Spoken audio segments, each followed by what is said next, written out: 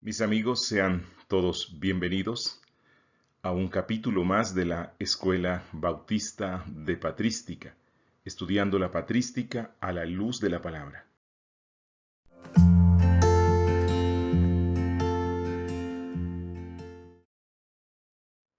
Y en la sesión de hoy estaremos estudiando la lección número 3, los padres de la Iglesia y la autoridad de la tradición frente a las Sagradas Escrituras. Y vamos a ver cómo la tradición fue algo muy importante para los padres de la Iglesia, así como lo es, por cierto, para las iglesias evangélicas históricas, aquellas que trazan sus raíces pasando por la reforma evangélica del siglo XVI. También vamos a estar viendo cómo los padres distinguieron entre la autoridad suprema de las Escrituras y la importancia de la verdadera tradición.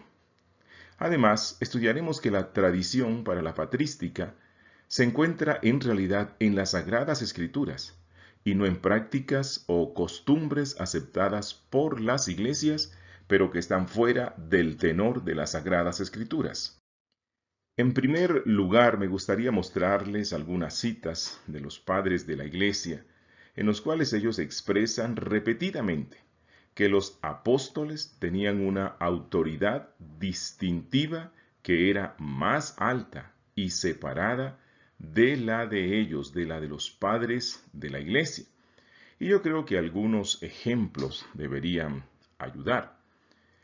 El libro de Primera de Clemente no solo anima a sus lectores a, como dice él textualmente, aceptar la epístola de ese bendito apóstol Pablo, sino que también ofrece una razón clara por la cual, y dice textualmente, los apóstoles recibieron el Evangelio para nosotros del Señor Jesucristo. Jesús el Cristo fue enviado por Dios. El Cristo, por tanto, es de Dios, y los apóstoles del Cristo. Además, en esa misma carta se refiere a los apóstoles como los pilares más grandes y más justos de la Iglesia, dándonos a entender entonces que para este Padre apostólico, los apóstoles y los profetas autorizados por Cristo pusieron los pilares o las columnas de la fe y que nosotros debemos estar edificados sobre ellas. Por su parte, Ignacio, obispo de Antioquía, también reconoce el papel único de los apóstoles como portavoces de Cristo. Dice él textualmente, por tanto, tal como el Señor no hizo nada sin el Padre, estando unido con él, sea por sí mismo o por medio de los apóstoles, no hagáis nada vosotros tampoco sin el obispo y los presbíteros. Aquí Ignacio indica que los apóstoles fueron un grupo histórico distinto y los agentes a través de los cuales Cristo trabajó. Por lo tanto, Ignacio hace todo lo posible para distinguir la propia autoridad como obispo de la autoridad de los apóstoles. Y él allí mismo dice, no te estoy mandando como lo hicieron Pedro y Pablo. Ellos fueron apóstoles. Esta es una clara distinción. Los padres de la iglesia reconocieron la autoridad apostólica, la autoridad de los escritores de la Biblia como superior a la de cualquier líder u obispo de la iglesia. Justino Mártir muestra el mismo aprecio por la autoridad distintiva de los apóstoles. Él dijo, de Jerusalén saldrá la palabra del Señor. Y luego escribió, de Jerusalén salieron 12 hombres hacia todo el mundo.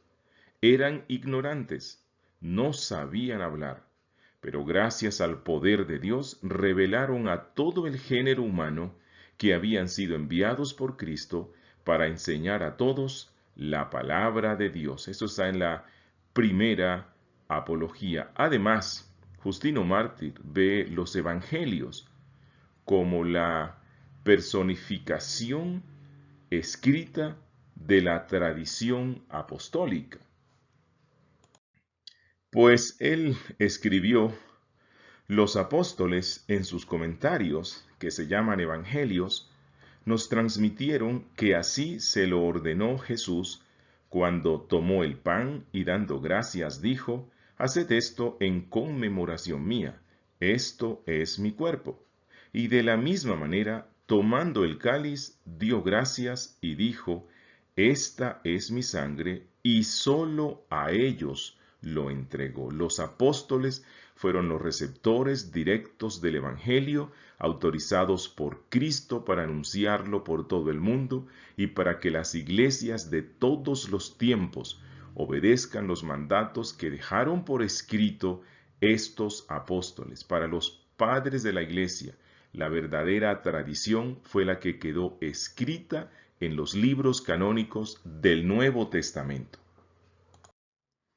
En segundo lugar, no hay indicios de que los padres de la iglesia primitiva en su conjunto creyeran que los escritos producidos en su propio tiempo tenían la misma autoridad que los escritos apostólicos y por lo tanto podrían ser genuinamente contendientes por un lugar en el canon del Nuevo Testamento. Por el contrario, los libros se consideraban autorizados precisamente porque se consideraba que tenían su origen en el periodo del tiempo apostólico. Y un par de ejemplos deberían ayudarnos a comprender esto. El estado canónico del libro conocido como Pastor de Hermas fue rechazado por el fragmento de Muratori, más o menos por allá en el año 180, con el argumento de que fue producido muy recientemente en nuestros propios tiempos. Esta es una clara indicación de que los primeros cristianos no vieron las obras producidas luego del tiempo apostólico como libros canónicos. Dionisio de Corinto, por allá en el año 170, hizo todo lo posible para diferenciar sus propias cartas de lo que él mismo llamó las escrituras del Señor, para que nadie tenga la impresión de que está componiendo nuevos libros canónicos, y esto fue recogido en la historia eclesiástica. Pero, ¿por qué le preocuparía a Dionisio esto si los cristianos de su propia época, presumiblemente incluyéndose él mismo, fueran igualmente inspirados como los apóstoles y pudieran producir nuevas escrituras? El crítico anónimo del montanismo, más o menos por allá en el año 196, registrado por Eusebio en su historia eclesiástica, comparte este mismo sentimiento cuando él expresa su vacilación en producir nuevos documentos escritos por temor a que, y dice textualmente, a algunos les parezca que estoy agregando a los escritos o mandatos de la palabra del nuevo pacto. Así que es difícil evitar la sensación de que él piensa que los libros recién publicados no tienen la misma autoridad que los escritos por los apóstoles. En resumen, tenemos muy poca evidencia patrística de que los padres de la iglesia primitiva veían su propia inspiración o autoridad a la par con la de los apóstoles. Cuando querían una enseñanza definitiva acerca de Jesús, el enfoque de ellos era siempre retrospectivo. Miraban hacia atrás a la enseñanza que le dieron los apóstoles. Y en tercer lugar, enfoquémonos en resolver la pregunta: ¿eran la Biblia y la tradición igualmente autoritativa para los padres de la Iglesia? Recordemos que los católicos romanos, así como los ortodoxos orientales, afirman que los padres de la Iglesia primitiva fueron unánimes en creer y enseñar que la tradición y las escrituras eran básicamente iguales en autoridad. Afirman además que ellos no enseñaron la doctrina de la sola escritura o la escritura sola como la autoridad final para la verdad espiritual, como lo profesamos hoy día los protestantes. Dicen que esta doctrina no surgió sino hasta el siglo XVI, durante la Reforma Protestante. Pero preguntémosle a los padres de la Iglesia, ¿están los católicos romanos y los ortodoxos orientales en lo correcto? Le animo para que lo vea por usted mismo. Empecemos con Ambrosio. Ambrosio afirmó la autoridad final de la sola escritura. Miren lo que escribió él. ¿Cómo usar las cosas o creer o hacer las cosas que no encontramos en las sagradas escrituras? E igualmente Atanasio escribió: las sagradas escrituras, inspiradas por Dios, son por sí mismas suficientes para el descubrimiento de la verdad. Bueno, dice él, los cristianos católicos, y en este caso entiéndase de la Iglesia universal, no hablarán ni soportarán oír nada en la religión que sea ajeno a las Escrituras, siendo un corazón maligno de inmodestia hablar las cosas que no están escritas en ellas. Es decir, para Atanasio, si algunas cosas en la tradición de la Iglesia no se ajustaban a lo que la Biblia de una forma clara enseña, entonces eran rechazadas. Y Atanasio nuevamente escribió: nuevamente no es tedioso hablar de los libros del Nuevo Testamento. Estos son los 4 evangelios según Mateo, Marcos, Lucas y Juan. Posteriormente los Hechos de los Apóstoles y las epístolas llamadas católicas o universales, 7, es decir, de Santiago 1, de Pedro 2, de Juan 3, después de estos 1 de Judas. Además hay 14 epístolas de Pablo escritas en este orden. El primero a los romanos, luego 2 a los corintios, después de estos a los gálatas, luego a los efesios, luego a los filipenses, luego a los colosenses, después de estas 2 a los tesalonicenses y otro a los hebreos, y nuevamente 2 para Timoteo y una a Tito, y por último la de Filemón, y además el Apocalipsis de Juan. Y dice Atanasio: estos libros son fuentes de salvación, para que los sedientos se sacien con las palabras vivientes que contienen. Solo en estos libros se proclama la doctrina de la piedad. Nadie añada a estos ni quite nada de estos, porque respecto a estos el Señor avergonzó a los saduceos y dijo: erráis ignorando las Escrituras, y reprendió a los judíos diciendo: escudriñen las Escrituras, porque éstas son las que dan testimonio de mí. Y nuevamente Atanasio escribió resaltando la autoridad máxima de las Sagradas Escrituras, tal como lo creemos los protestantes. En vano, pues, andan de un lado a otro con el pretexto de que han pedido concilios por causa de la fe, porque la Escritura divina es suficiente sobre todas las cosas. Pero si se necesita un concilio sobre este punto, están los procedimientos de los padres, porque los obispos de Nicea no descuidaron este asunto, sino que declararon la doctrina con tanta precisión que las personas que lean sus palabras honestamente no pueden dejar de recordarles la religión de Cristo anunciada en la divina escritura. Así que los concilios no están a la par de las escrituras, no están por encima de las escrituras, sino que los concilios deben ser tomados como elementos válidos de nuestra tradición cristiana siempre y cuando se sometan a la autoridad de las sagradas escrituras.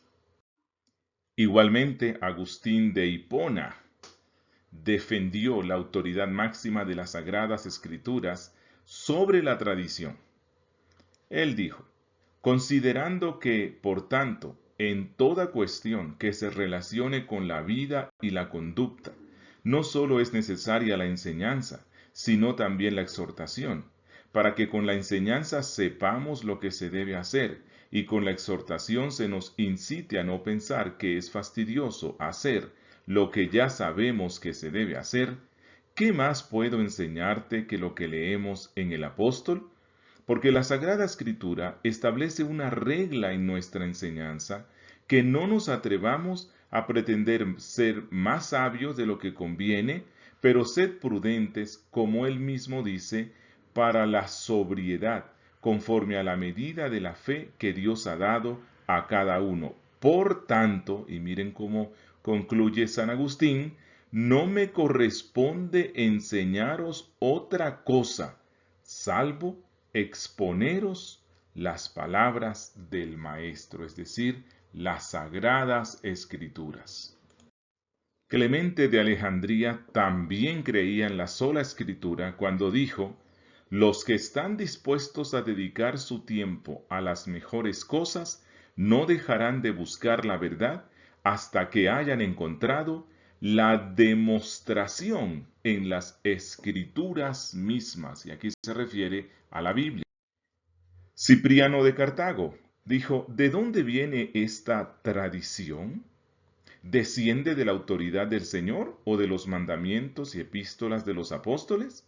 Porque deben hacerse las cosas que allí están escritas. Si está ordenado en los evangelios o en las epístolas y los hechos de los apóstoles, entonces que se observe esta santa tradición. La única tradición válida para la Iglesia es la que se desprende directamente de la palabra. Si está en contra de lo que la Biblia dice, no debe ser practicada por ningún cristiano. Crisóstomo, el gran predicador, dijo: por tanto, exhorto y ruego a todos que ignoren lo que este hombre o aquel hombre piensen acerca de estas cosas, y consulten en las Escrituras todas estas cosas, y habiendo aprendido cuáles son las verdaderas riquezas, vayamos tras ellas para obtener también las cosas buenas de la eternidad. Así que no importa la autoridad que la Iglesia le haya dado, si es un obispo de gran renombre, si lo que él dice va en contra de las Escrituras, no lo creemos, no lo aceptamos, no lo obedecemos. Cirilo de Jerusalén escribió: ni el más pequeño de los misterios divinos y santos de la fe debe ser transmitido sin las divinas Escrituras. No produce fe simplemente al hablarles estas cosas, a menos que tengan la prueba de que lo que digo es de las divinas Escrituras, porque la seguridad y preservación de nuestra fe no se sustenta en el ingenio del que habla, sino en las pruebas de las divinas Escrituras. Los padres de la Iglesia creían en el principio bíblico de la sola Escritura. Ireneo escribió: nosotros no hemos conocido la economía de nuestra salvación, sino por aquellos a través de los cuales el Evangelio ha llegado hasta nosotros. Ellos primero lo proclamaron, después por voluntad de Dios nos lo transmitieron por escrito, para que fuese columna y fundamento de nuestra fe, y aquí se refiere a los libros autorizados de las Sagradas Escrituras. Los padres de la Iglesia creían en lo que los protestantes creemos. Y concluyo con esta cita de Orígenes, quien escribió: nadie debe, para la confirmación de doctrinas, usar libros que no sean las escrituras canónicas, es decir, las escrituras de la palabra de Dios. No importa quién escribió ese libro, si no está basado en lo que la Biblia enseña, entonces no debe ser creído. Bendigamos al Señor porque la Iglesia de Cristo, la Iglesia cristiana, desde sus comienzos ha sostenido el principio de la sola Escritura, la cual nos libra de intromisiones, de cosas ajenas a la vida establecida por Cristo para la Iglesia. No se olvide responder las preguntas que dejamos al final las cuales les ayudarán a profundizar más en los temas estudiados. Que Dios les bendiga.